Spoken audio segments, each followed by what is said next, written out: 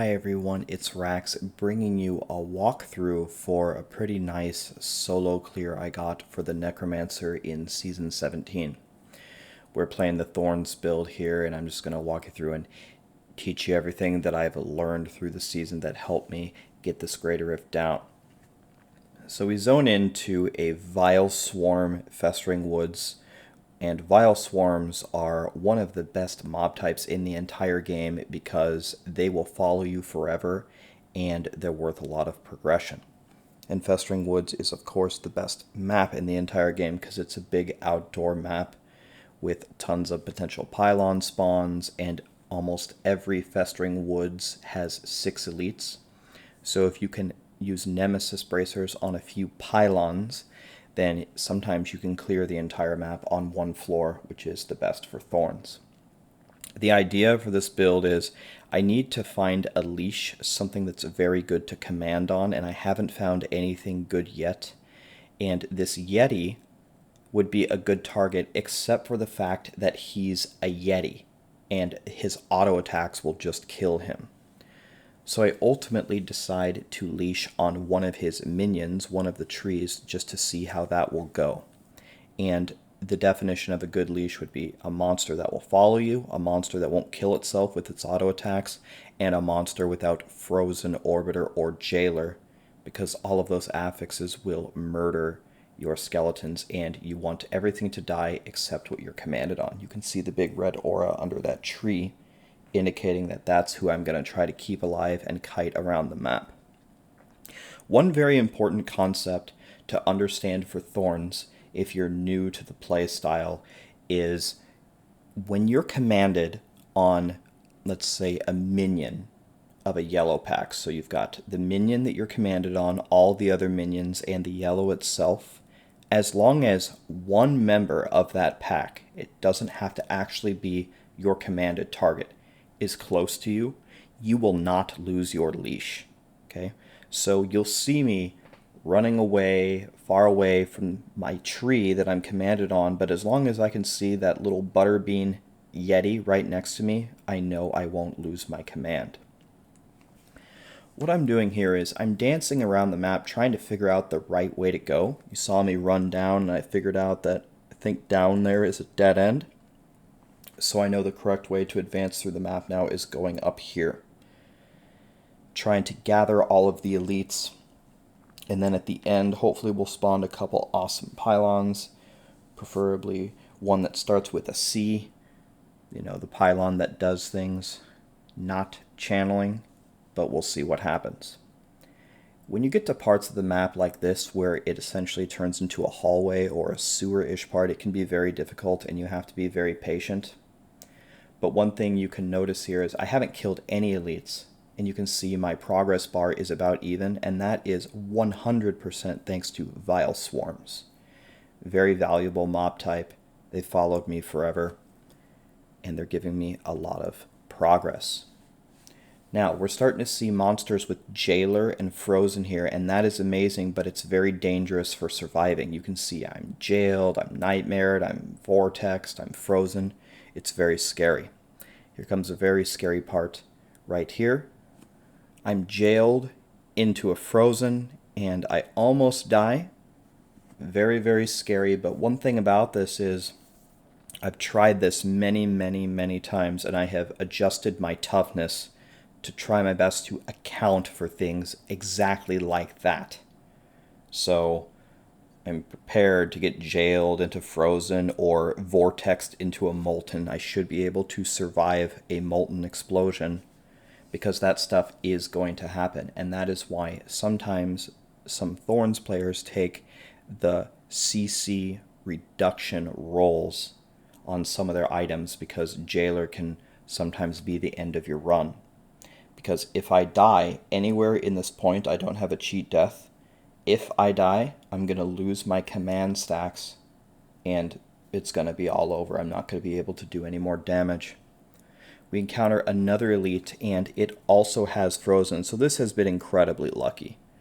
I have my command target, the tree.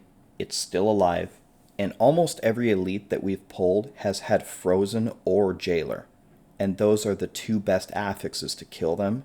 So I'm very, very happy with how this level has gone. Now we're at the door. We didn't get any pylons. That's actually extremely unlucky, but oh well, I mean, we can't have everything, right? So now what we're going to do is we're going to see how long this tree can survive while we let the rest of the minions nuke themselves. And you can see the Yeti is about to die, and that's 100% just because of his regular attacks. That's why I didn't command on him, because I'm sure he would have killed himself along the way. I've just seen it happen way too many times. Here you go, jailed or rooted into a molten, and I survived it because tuned my character to survive exactly that.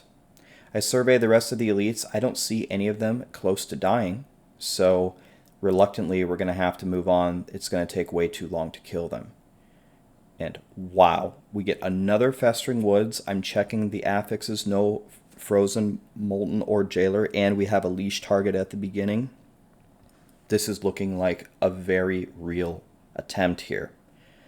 Now, it took me hundreds and hundreds of keys to get a back-to-back festering, and I knew right in this moment this was my chance to get this 135 down.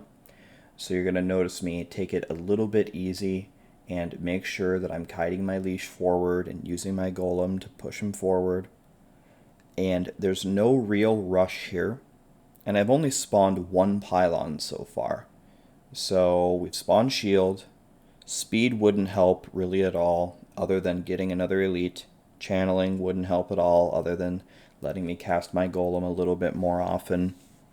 So I'm really hoping for power or conduit, and then if we get a power, we need to make the decision on, do we use it to get the trash down and spawn the boss, or do we save it for the boss? And the way that I will make that decision is, how good of affixes do all the elites have besides my leash? Do they have frozen, orbiter, or jailer, or not? If they all have it, then I'll probably save the power, and if they don't have it, then we'll probably use the power to try to kill them to spawn the boss.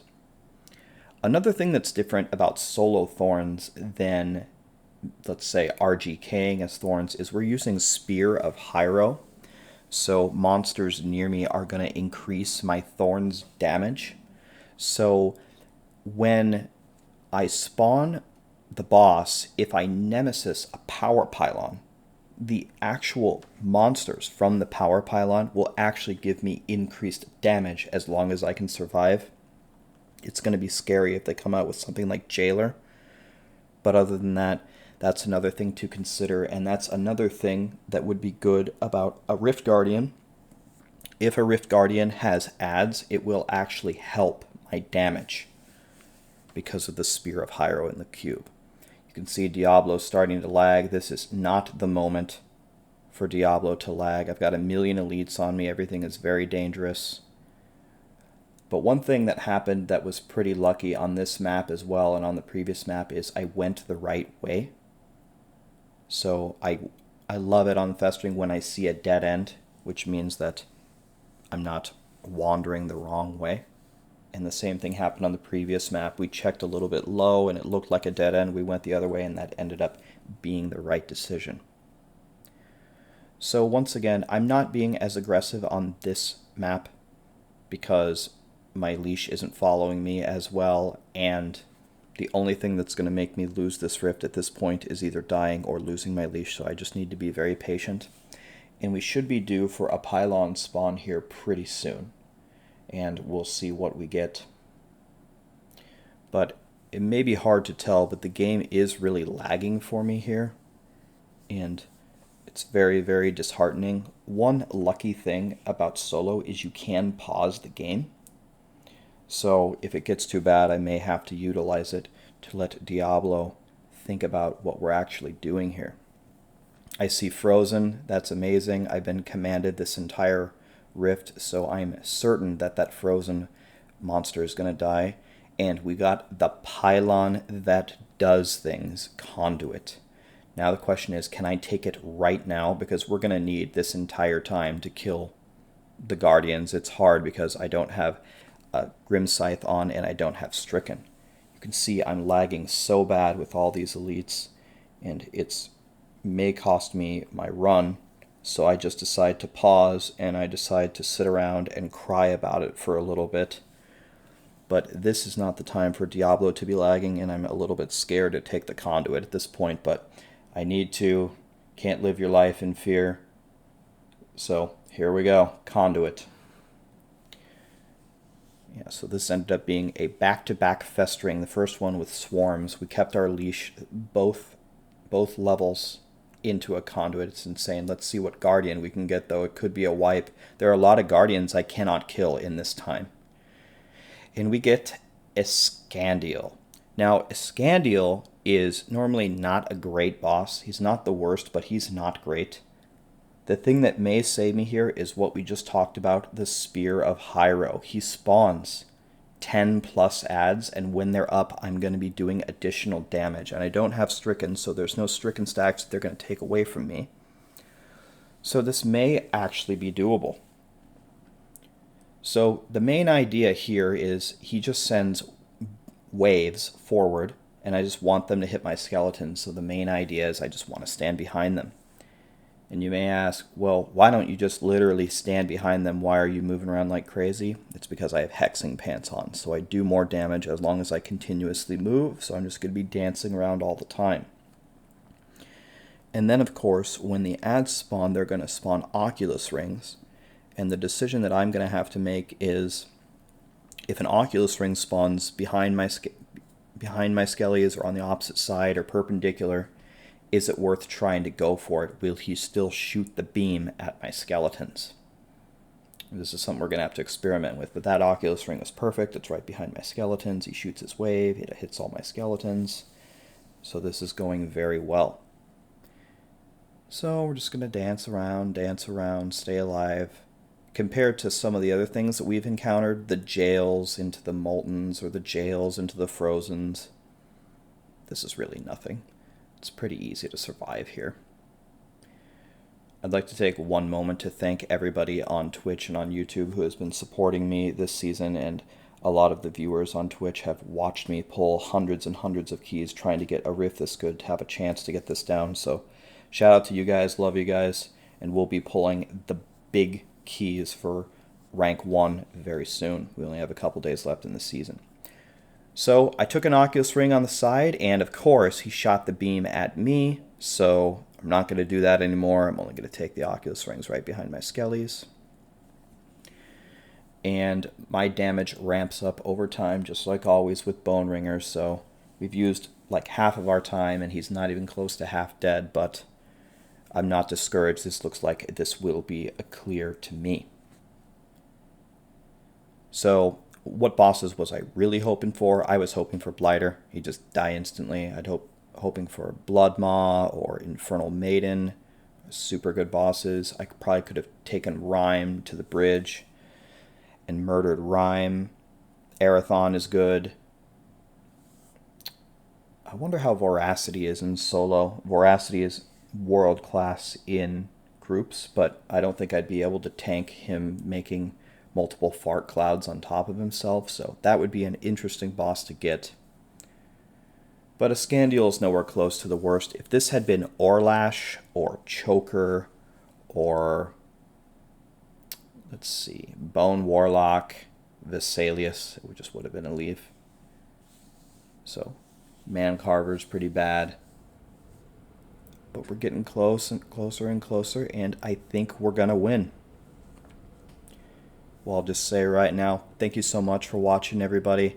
The quality of life of playing this build is not the best. It's one of the best builds in the game, but it takes a lot of fishing, so just know what you're getting into before you get into it.